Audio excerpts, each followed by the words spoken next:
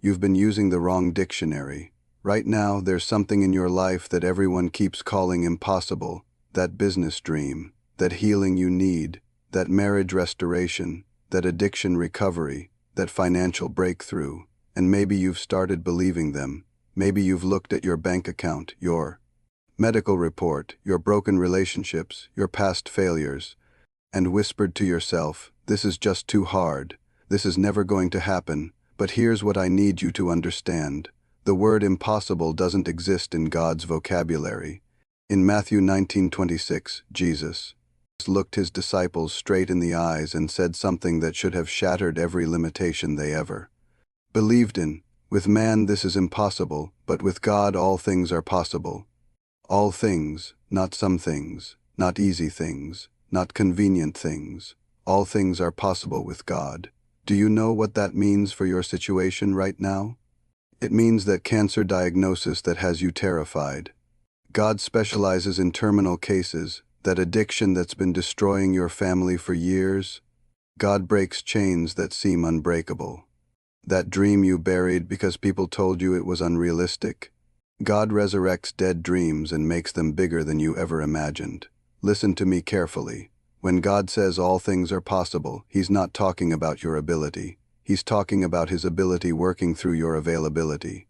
Abraham was told he'd have a son when he was 99 years old and his wife was 90. Medically impossible, biologically impossible, naturally impossible. But God doesn't operate in the natural. When the doctors told Abraham and Sarah it was too late, God said, "Watch this." When Moses stood at the Red Sea with Pharaoh's army behind him and deep water in front of him, it looked impossible. No boats, no bridge, no way out, but God doesn't need what you think He needs. He parted the sea and made a highway where there was only hopelessness. When David faced Goliath, everyone saw a shepherd boy with a slingshot going up against a trained warrior with armor and weapons. Impossible odds. But David knew something everyone else forgot. The battle belongs to the Lord. When Mary was told she would give birth to the Savior of the world as a virgin, she could have laughed at the angel. Scientifically impossible, historically unprecedented. But Mary understood what we need to remember. Nothing is impossible with God. Here's what you need to stop doing right now. Stop measuring God's power by your past experiences. Stop limiting God's ability by your current resources. Stop defining God's timeline by your human urgency. And here's what you need to start doing. Start praying like you believe God can do the impossible. Start planning like breakthrough is inevitable. Start praising like victory is already won. Because when Jesus said all things are possible, He wasn't giving you a motivational speech. He was revealing the nature of who God is.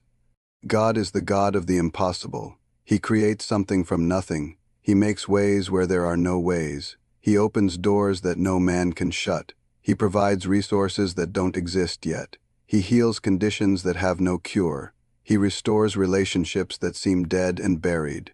But here's the key. It's not just that all things are possible with God. It's that all things are possible through your faith in God. Mark 9:23 says it like this: "Everything is possible for one who believes." Your faith is the bridge between impossible and inevitable. Right now, God is asking you the same question He asked the blind man. Do you believe I can do this? Your answer determines everything. If you believe God can heal you, healing becomes possible. If you believe God can restore your marriage, restoration becomes possible. If you believe God can provide for your family, provision becomes possible. If you believe God can deliver you from that addiction, freedom becomes possible. But if you keep saying it's impossible, you've just built a wall between you and your miracle.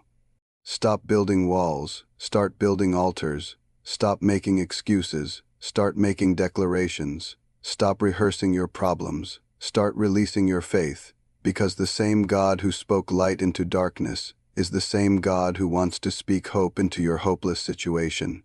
The same God who raised Jesus from the dead is the same God who wants to resurrect your dead dreams. The same God who turned water into wine is the same God who wants to turn your mess into your message.